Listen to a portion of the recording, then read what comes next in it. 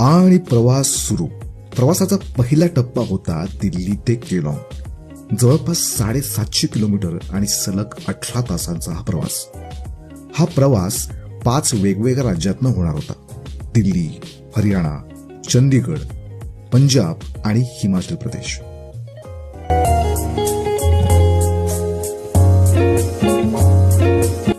दिल्लीच्या रस्त्यांवर अपेक्षेपेक्षा कमी ट्रॅफिक होतं, त्यामुळे लगेचच बाहेर पडलो आणि श्रीनगर कन्याकुमारी हायवे पकडला.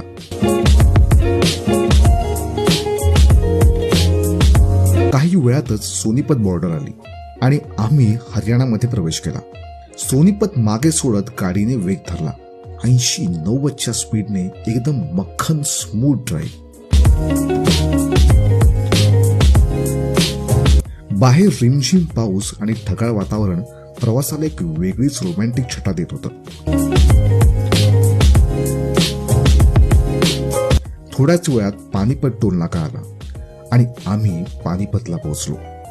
ऐतिहासिक रणांगण असलेलं हे ठिकाण आता मागे टाकत आमची बस बायपास रस्त्याने पुढे सरकली.